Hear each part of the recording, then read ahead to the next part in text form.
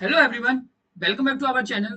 तो बच्चों, आज का जो लेक्चर होगा, आज के लेक्चर में हम गैसेस स्टेट चैप्टर से रिलेटेड जो जेई एडवांस में क्वेश्चन आ रखे हैं वो करेंगे। और बच्चों, इस लेक्चर में हम क्वेश्चन को बहुत इजी तरीके से करने की कोशिश करेंगे और विद कॉन्सेप्ट जो इन्वॉल्व होंगे क्वेश्चन के अंदर वो आपको मैं समझाने की कोशिश करूंगा। तो बच्चों, ये पहला क्वेश्चन है आपका जो कि 2024 में आ रखा है जेई एडवांस में। ठीक है, तो बच्चों आप पहले खुद से इस क्वेश्चन को पढ़िए और सॉल्व करने की कोशिश करिए। अगर आपको कहीं पर भी कोई दिक्कत आती है देन मेरा सॉल्यूशन देखिए। तो स्टार्ट करते हैं सॉल्व करना। तो बच्चों देखो, पहले क्या दे रखा है, हमसे पहले पूछा है कि क्लोज वेसल दे रखा है जिसमें कि मेरे पास 10 ग्राम आइडियल गैस एक्स है, जिसका टेम्परेचर है मेरे पास 300 केल्विन। और उस गैस की वजह से मेरे पास जो प्रेशर एक्सेप्ट होता है वो होता है मेरे पास 2 atm। तो वो बोल रहा है कि अगर मैं सेम टेम्परेचर पर अगर मैं 80 ग्राम एक और गैस डाल दूं, ठीक है, गैस बाई डाल दूं, तो उसमें उसकी वजह से जो प्रेशर होता है मेरे पास वो 6 atm होता है। तो मुझे बच्चों रेशियो बताना है रूट मीन स्क्वायर वेलोसिटीज का एक्स और वाई का टेम्परेचर 300 केल्विन में। ठीक है, तो बच्चों देखो स्टार्ट करते हैं इसको सॉल्व करना। तो बच्चों देखो, जो पहली मेरी कंडीशन दे रखी है इनिशियली मेरे पास सिर्फ क्या है वेसल के अंदर, वो मेरे पास है आइडियल गैस एक्स। ठीक है, अगर मेरे पास आइडियल गैस सिर्फ एक्स है तो उसकी वजह से मेरे पास, ठीक है, जो प्रेशर क्रिएट हो रहा है गैस एक्स की वजह से वो हो रहा है मेरे पास 2 atm बच्चों। ठीक है, और बच्चों मैंने कितना मास लिया है, तो जो गिवन मास है मेरे पास, given mass, given mass of gas X, gas X, तो वो कितना है बच्चों, वो है मेरे पास 10 ग्राम। ठीक है ना बच्चों। और बच्चों टेम्परेचर कितना है, टेम्परेचर बच्चों मेरे पास 300 केल्विन। ठीक है ना बच्चों। तो बच्चों देखो, ये मेरे पास इनिशियल कंडीशन है जिसमें कि बोला जाता है कि इनिशियली अगर मैं आइडियल गैस एक्स ले लेता हूँ वेसल के अंदर, ठीक है, तो उसकी वजह से जो प्रेशर आएगा मेरे पास 2 atm होगा। ठीक है, और जो टेम्परेचर है मेरे पास वो कितना है, मेरे पास 300 केल्विन है। तो बच्चों देखो, मैं आइडियल गैस इक्वेशन लगाता हूँ। अगर मैं आइडियल गैस इक्वेशन लगाता हूँ, आइडियल गैस इक्वेशन, ठीक है, तो वो क्या होती है बच्चों, वो होती है मेरे पास P B equals to N R T. ठीक है बच्चों, ये मेरे पास होती है आइडियल गैस इक्वेशन। अब बच्चों देखो, सबको पता है कि यहाँ पे पी क्या है, मेरे पास प्रेशर है। ठीक है, पी क्या है, मेरे पास प्रेशर है। बी क्या है बच्चों, वो है मेरे पास volume of the vessel, volume of the vessel. ठीक है बच्चों। अब बच्चों एन क्या है मेरे पास, एन है मेरे पास number of moles, number of moles. और आर क्या होता है बच्चों, वो होता है मेरे पास universal gas constant, universal gas constant. ठीक है, और टी क्या होता है बच्चों, टी होता है मेरे पास टेम्परेचर। ठीक है, अब बच्चों ये जो आइडियल गैस इक्वेशन है, अब ये आइडियल गैस इक्वेशन में गैस एक्स पे लगा दूं, तो अगर मैं गैस पे एक्स पे लगाऊंगा तो मेरे पास क्या हो जाएगा, यानी प्रेशर ऑफ गैस एक्स और volume of the vessel equals to क्या हो जाएंगे, number of moles of x R into T हो जाएगा। तो ये मैंने अगर मैं लगाता हूँ आइडियल गैस इक्वेशन, ठीक है, किसके ऊपर, गैस एक्स के ऊपर, तो मेरे पास ये बनेगी। अब देखो बच्चों, जो प्रेशर जो है मेरे पास एक्स गैस की वजह से वो कितना है, 2 atm। तो मैं इसको ऐसे लिख लूँ 2। अब बी, अब देखो वॉल्यूम यहाँ कहीं मेंशन नहीं है तो मैं इसको बी मान लेता हूँ। ठीक है, वॉल्यूम जो है वेसल का वो बी मान लिया इक्वल्स टू। अब देखो नंबर ऑफ मोल्स कैसे निकालूंगा, तो देखो गिवन मास मेरे पास कितना है, मेरे पास है 10, और मैं इसको मोलर मास मान लेता हूँ बच्चों एम एक्स। ठीक है बच्चों, इंटू आर टी। ठीक है, अब बच्चों ये मेरे पास इक्वेशन बन गया। अब मैं अगर इसको रीअरेंज करता हूँ तो मैं रीअरेंज करके इसको इस तरीके से लिख सकता हूँ, R T upon M x equals to, ये क्या हो जाएगा, 5 अपॉन बी अपॉन 5 हो जाएगा। ठीक है, ये क्या हो जाएगा बच्चों, ये हो जाएगा मेरे पास R T upon M x equals to B upon 5 हो जाएगा। ये मान लिया मैंने इक्वेशन 1। ठीक है, अब बच्चों देखो मैंने इसको इस तरीके से अरेंज क्यों किया है कि आपको पता चल जाएगा कि अगर मैं बी आर एम एक्स लिखूं किसकी, आइडियल गैस एक्स की, तो उसको मैं किस तरीके से लिखूंगा, वो लिखूंगा under root 3 RT upon M x. ठीक है बच्चों। अब देखो बच्चों, इसकी जो वैल्यू दे रखी है मेरे पास वो कितनी है, वो है मेरे पास बी अपॉन 5। तो मैं इसको इस तरीके से लिख दूं, ये हो जाएगा मेरे पास 3 B अपॉन 5। ठीक है, इसको मैं एज इट इज लिख देता हूँ। अब मैं सॉल्व करता हूँ जो अगला पार्ट है। अब अगले पार्ट में मेरे पास क्या बोल रहा है, कि अगले पार्ट में मेरे पास बोल रहा है ये कि आइडियल गैस एक्स के साथ साथ, आइडियल गैस एक्स के साथ साथ मैंने क्या काम किया, आइडियल गैस वाई भी इसमें ऐड कर दी, आइडियल गैस वाई भी इसमें ऐड कर दी। अब जो मेरे पास बच्चों इन दो गैस की वजह से यहाँ पर प्रेशर क्रिएट जो हो रहा है वो होगा पी टोटल, जो कि किसकी वजह से होगा, वो होगा P x plus P y की वजह से, जो कि मेरे पास है कितना 6 एटीएम दे रखा है, ठीक है, क्वेश्चन में 6 एटीएम। अब बच्चों मेरे पास पता है कि मेरे पास प्रेशर जो है एक्स गैस की वजह से वो कितना क्रिएट हो रहा था, वो हो रहा था 2 एटीएम। तो यहाँ से मेरे पास प्रेशर जो हो जाएगा due to the gas y equal to कितना हो जाएगा, वो हो जाएगा 4 एटीएम। ठीक है बच्चों, ये हो जाएगा। अब बच्चों मैं यहाँ पर सेम आइडियल गैस इक्वेशन लगाता हूँ गैस वाई के ऊपर। तो मैंने लगाया b y into v equals to n y R T. ठीक है बच्चों, ये आ जाएगी मेरे पास। अब बच्चों देखो प्रेशर मेरे पास पता है किसकी वजह से, जो गैस वाई की वजह से कितना 4, और बी क्या है मेरे पास, volume of the vessel equal to क्या हो जाएगा, अब ये नंबर मोल्स ऑफ वाई। अब देखो इसमें जो गैस ऐड किया बाई, उसका मैंने कितना गिवन मास क्या है, इसका गिवन मास जो है मेरे पास, इसका given mass of gas y वो कितना है, वो है 80 ग्राम। ठीक है, तो यहाँ मैं क्या करूंगा, यहाँ मैंने 80 लिख लिया डिवाइडेड बाई, मैंने ले लिया एम बाई। ठीक है, ये मेरे पास क्या हो गया, ये मेरे पास हो गया मोलर मास ऑफ गैस पाई। ठीक है, इनटू क्या हो जाएगा, आर टी हो जाएगा। ठीक है ना बच्चों। अब मैं इसको भी मैं क्या करूंगा, अब मैं इसको भी रीअरेंज करके इस तरीके से लिख लेता हूँ।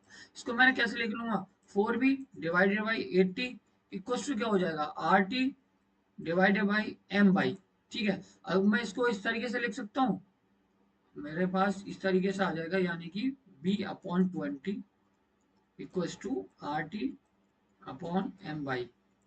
ठीक है, ये आ जाएगी मेरे पास। अब बच्चों यहाँ पर मैं लिखूंगा root mean square velocity for gas y equals to क्या हो जाएगा, वो हो जाएगा under root 3 RT upon m y. ठीक है, अब देखो इसकी वैल्यू देखो ये है, मैं इसको इस तरीके से लिख दूं, वो हो जाएगा मेरे पास 3b/20। ठीक है, अब बच्चों देखो मुझसे क्या पूछा है, मुझसे पूछा है ऑफ रेशियो पूछा है, किसका, रेशियो ऑफ वेलोसिटी एक्स और वाई का रेशियो पूछा है, रूट मीन स्क्वायर वेलोसिटी का रेशियो। अब देखो बच्चों मेरे पास एक्स की भी है रूट मीन स्क्वायर वेलोसिटी, और मेरे पास बच्चों वाई की भी रूट मीन स्क्वायर वेलोसिटी। अब मैं इनका सिंपली रेशियो ले सकता हूँ, तो मेरे पास रेशियो कैसे लूंगा, तो root mean square velocity of x divided by root mean square velocity of y equals to क्या हो जाएगा बच्चों, मैं इसको इस तरीके से लिख सकता हूँ 3b/5।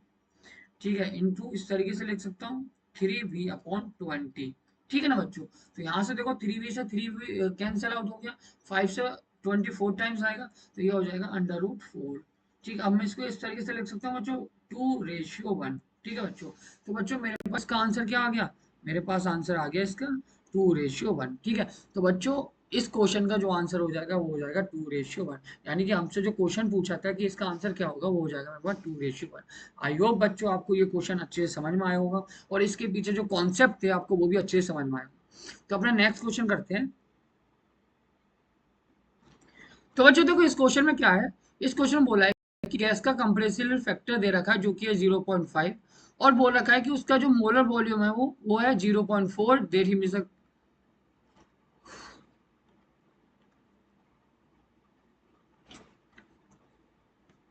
तो बच्चों देखो इस क्वेश्चन में क्या है, इस क्वेश्चन में हमारे पास एक गैस का कंप्रेसिबिलिटी फैक्टर 0.5 दे रखा है, और उसका मोलर वॉल्यूम दे रखा है जो कि है 0.4 डेसीमीटर क्यूब पर मोल, और टेम्परेचर दे रखा है मेरे पास 800 केल्विन, और उसका प्रेशर जो है वो है एक्स एटीएम। ठीक है, तो वो बोल रहा है कि अगर यही गैस मेरे पास आइडियल गैस बिहेवियर शो करती है सेम टेम्परेचर और प्रेशर के अंदर, तो जो उसका मोलर वॉल्यूम निकल के आता है वो निकल के आता है मेरे पास 22 डेसीमीटर क्यूब पर मोल।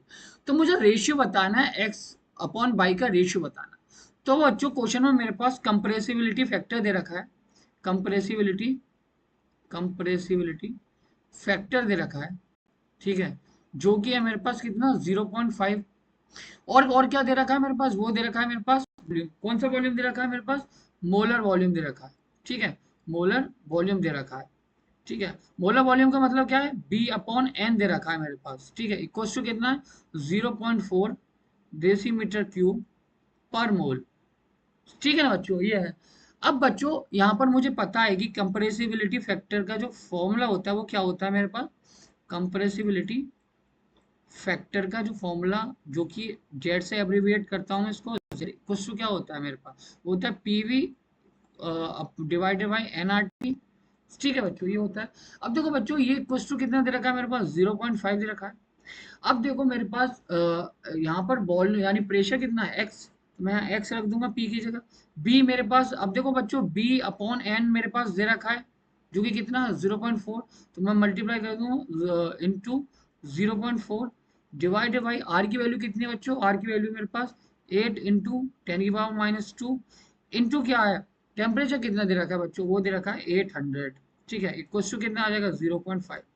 यहाँ से मैं x की वैल्यू निकाल सकता हूँ बच्चों, तो यहाँ से मेरे पास x की वैल्यू कितनी आ जाएगी, ये आ जाएगी 0.5 इंटू 800 इंटू 8। अब देखो ये 10⁻⁻2 है तो इसको मैं नीचे ले जाऊंगा, तो 100 इंटू 0.4। ठीक है, अब मैं यहाँ से इसको डिवाइड कर देता हूँ। ठीक है, तो x मेरे पास बच्चों देखो, अब जब आप इसको कैलकुलेट करोगे, ठीक है, जब आप इसको कैलकुलेट करोगे तो देखो इसका आंसर क्या आ जाएगा, यानी 0.5 इंटू 8 डिवाइडेड बाई कितना हो जाएगा 0.4, तो ये आ जाएगा बच्चों मेरे पास कितना 80। ठीक है, एटीएम आ जाएगा। ठीक है, जब मेरे पास कंप्रेसिबिलिटी फैक्टर मेरे पास 0.5 था, तो तब उसका जो प्रेशर आया मेरे पास गैस का, वो कितना आया मेरे पास 80 एटीएम। ठीक है, अब वो बोल रहा है कि मेरे पास जो गैस है वो आइडियल बिहेवियर शो कर रही है। अगर मेरे पास आइडियल बिहेवियर शो कर रही है तो उसका कंप्रेसिबिलिटी फैक्टर क्या हो जाएगा बच्चों, वो 1 हो जाएगा। कंप्रेसिबिलिटी फैक्टर जो है, compressibility factor Z equals to क्या हो जाएगा 1 हो जाएगा। ये किसके लिए होगा बच्चों, ये होगा मेरे पास तब जब मेरे पास गैस क्या कर रही होगी, आइडियल बिहेवियर शो कर रही होगी। आइडियल बिहेवियर जब होगा मेरे पास, बिहेवियर ऑफ गैस। ठीक है, तो यहाँ से मेरे पास ये क्या आ जाएगा, ये हो जाएगा मेरा P V equals to N R T, सीधे सीधे लिख सकता हूँ बच्चों यहाँ पे मैं। अब वो बोल रहा है कि जब मेरे पास यहाँ पर ये, कि जब वो गैस मेरे पास आइडियल बिहेवियर शो कर रही है सेम टेम्परेचर प्रेशर पर, तो जो उसका मोलर वॉल्यूम क्या बी अपॉन एन। ठीक है, वो आया मेरे पास बाई निकल के। ठीक है, तो यहाँ से मैं निकाल लूंगा, यानी b upon n equals to क्या हो जाएगा R T divided by P हो जाएगा। और यही मेरे पास क्या हो जाएगा, यही मेरे पास बाई के बराबर हो जाएगा जो कि मोलर वॉल्यूम है। तो इक्वल्स टू क्या हो जाएगा, आर की वैल्यू कितनी है 8 into 10⁻⁻2 into temperature 800 divided by जो प्रेशर आया था मेरे पास बच्चों, वो कितना आया था निकल के, वो आया था मेरे पास 80 निकल के आया था। ठीक है, तो यहाँ पर मैंने क्या करा, इसको इस तरीके से कर दूंगा, ये आ जाएगा 10 टाइम्स, तो ये आ जाएगा मेरे पास कितना, तो 8 इंटू 10 डिवाइडेड बाई 100 हो जाएगा। तो यहाँ से इसको कैंसिल आउट कर दूंगा, तो मेरे पास कितना आएगा, मेरे पास 0.8 आएगा डेसीमीटर क्यूब पर मोल। ठीक है, अब देखो बच्चों मैंने x की वैल्यू भी निकाल ली और मैंने क्या निकाली y की वैल्यू भी। अब मुझसे रेशियो पूछा है कि x वर्सेस y का रेशियो क्या होगा। तो x की वैल्यू कितनी आई थी मेरे पास 80 आई थी निकल के, और मेरे पास y की वैल्यू कितनी आई है, वो आई है मेरे पास 0.8 निकल के।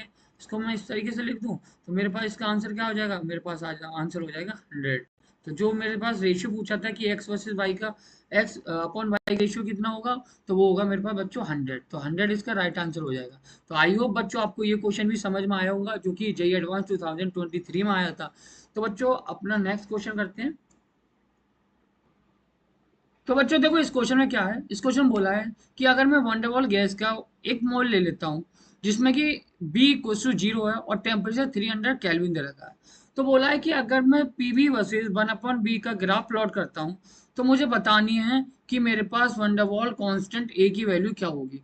ठीक है, तो बच्चों में सबसे पहले मैं क्या करूंगा, वंडरवॉल इक्वेशन लिख लेता हूँ, वंडरवॉल्स इक्वेशन लिख लेता हूँ। ठीक है, वंडरवॉल इक्वेशन लिख लेता हूँ, जो कि मेरे पास क्या होती है P plus A N square upon B square.